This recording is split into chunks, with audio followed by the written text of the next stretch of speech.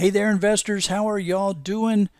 Yes, we're on that part two of the issue 9 that I told you about. One of these companies is not on our list. In fact, one of them actually fell off the list. Take a minute now, look them over, write down your guess, and then let's follow along and see if you were able to guess who didn't make our list. Come on, let's go swimming with the sharks. And by the way, I don't mean this kind of swimming with the sharks. Kudos to Inside Edition. Great shot of this young lady swimming with Deep Blue, the biggest great white shark ever recorded by man.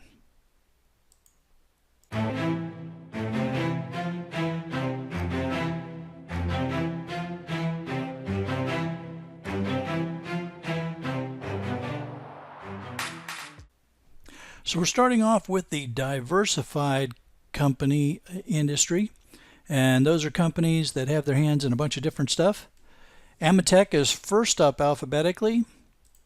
Ametek here, and they are AME. Yield isn't that great at 0.8%. They are a cash flow 1, a CF1. Here's their negative year from 08 to 09. Ametek, you can see what that looks like right here. Here's their negative yield, but overall that's not a bad upward trend. Just not a real great dividend if you're into income. And there's Ametek on the year-to-year change. Next up is Barnes Group, ticker symbol B, easy enough to remember. Their yield is 1.2%. They are an earnings 1, so earnings per share increasing every year but 1 year, and here's where that was in 08 to 09. And you can see what happened right there. Really stands out in the year-to-year look. Brady Corporation, BRC, their yield is 2.0%. They are a Div 0. Brady Corporation, still that's not a great yield if you're into income, and with the cash flow and earnings not qualifying, you would be a hard pressed to consider this one. Plus, look at that, that's all over the place. That's not really great. And there's what that looks like on the year-to-year. Carlisle Companies, CSL, their yield is 1.6%. They are also a Div 0, Carlisle Company. And here's what their trend line looks like. Now, that's not too bad, a little bit jagged, but it's generally going up, so that's a good thing. And their dividend is also a nice smooth increase, just not real steep. And that's what that looks like on the year-to-year. Parker Hannifin, PH, their dividend yield is 2%. They are a Div 0. A Div 0, Parker Hannifin. Here's what they look like on the trend line. Generally speaking, that's a nice upward line, but you got some zigs and zags going on in here that take them out, as far as I'm concerned, in the cash flow and earnings category. Dividend per share, although positive all the way through, not real big. This next company everybody knows, the 3M company, Minnesota Minerals Mining, but they're into everything now. Great story about 3M if you ever want to really have some fun reading about how companies can change, adjust, and what they turn into. Read about 3M. Real cool history there. Anyway, they are yielding 2.9%. It's filled with gold because it is greater than the 2.6% that is the Dow Jones Industrial Average yield. 2.9%, pretty respectable, and they are a Div 0. So, pretty good yield, and for 17 years, they've been increasing it every year. So this is definitely something to think about. Now 3M is a little expensive. I think they're going, what, over 190 a share or something like that right now. I haven't looked for a little bit, but your yield is good there, so it might be worth thinking about. Here's what they look like on the trend. Nice uptrend on cash flow, earnings, and of course the dividends as we saw as a div 0. And this is what it looks like on the year to year. 3M, worth taking a look at for any number of portfolio types. United Technologies, UTX. They are also above the Dow Jones average, so they're at 2.8%, and they are also a div 0. So United Technologies, that's something that you might want to take a look at. You know, there's a brand in here that a lot of people are going to recognize, Pratt and Whitney.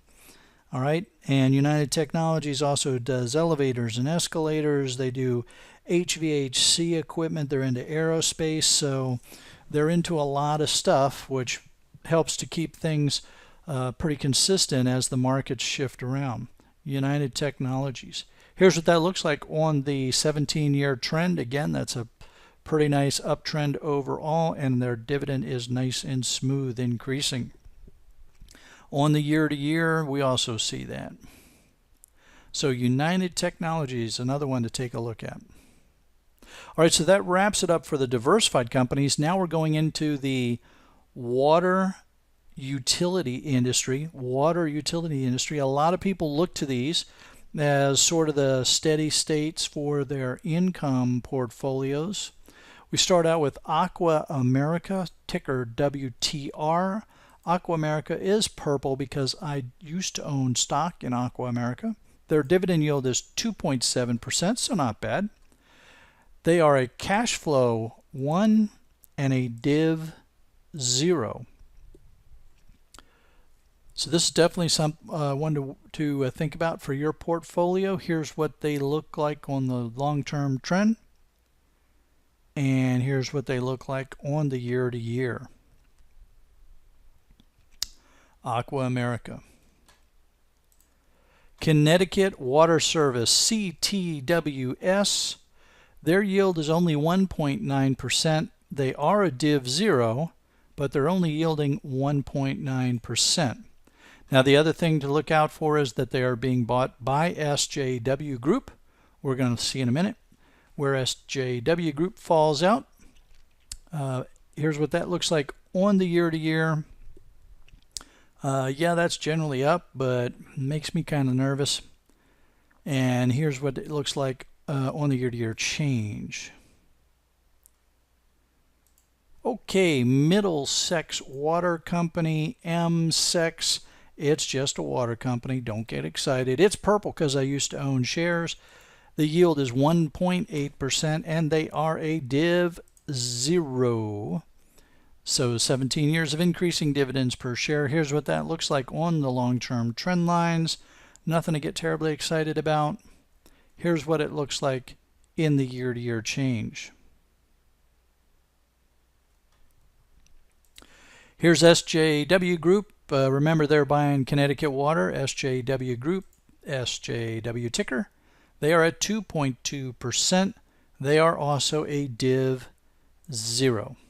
A div 0. And I'm not sure what to make of this long-term trend line here. If anybody wants to comment on it, please go right ahead in the comments below. Here's what that looks like on the year-to-year changes. SJW. We're going to wrap up the water utilities with York Water Company, YORW. They are at 2.2%. They are also a div 0.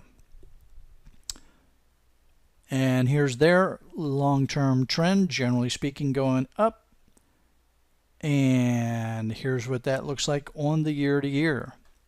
So if you're an income portfolio type investor, maybe there's a water company here that you will want to have in there. You're not going to get great returns out of them, but they're pretty steady state. You can buy them and forget them almost. That also wraps up the 20 companies for issue 9. You'll recall we did the first 10 in a earlier video, so please go take a look at that one to refresh yourself. And those were the machinery companies. The only one that went above the Dow Jones was Dover Corporation at 2.7. Coming out of the machinery companies, we went into the diversified companies, and of course, two big standouts there, 3M Company and United Technologies. Then we were into the water companies, and a couple of names there with higher interest rates that might be of dividends that might be of interest. All right, so I told you we had one that fell off. That's Pentair. Let's take a quick look at Pentair, find out kind of what happened here. They used to be a Div 1, and then as the numbers have changed, they fell off. Now they went from being a Div 1, which means this used to be a flat year. It's now reporting as a negative year for them. That was quite a hit, and it got even worse because they're forecasting it to go down even more. So Pentair no longer qualified. And as always, we have a name of interest at 4.3%. Who is this that has a pretty hefty yield but doesn't make the grade for us? Briggs and Stratton. Yes, the small engine people, Briggs and Stratton, 4.3%. Nothing to sneeze at. But look, it's not terribly consistent. Got a lot of years here when they never increased it. You got some that were negative. So if you're into a little bit of volatility, you might want to look at Briggs and Stratton, because let's face it, it's a good name. But look at this trend line here. Oh, well, maybe you don't want to look at these guys because, wow, they're dropped off a lot here. They've bounced around a lot, and generally speaking, you're no better off after 17 years, and the dividends are definitely not better off after 17 years. And this is what that looks like on the year-to-year. So maybe Briggs and Stratton isn't quite your cup of tea, but you know, this is what gets interesting. Some people can get hooked on that 4.3% dividend up here and not take a look at all the stuff that happened for the last 17 years. So hey, if you like what I'm doing for y'all, please go ahead and give me a thumbs up, subscribe to the channel. Click on that bell so you get a notice every time I post a new video. Please leave your comments down below on these companies that we've talked about and what you think about them, pros, cons, etc. Also leave me some comments on what I can do to make this channel better for you all.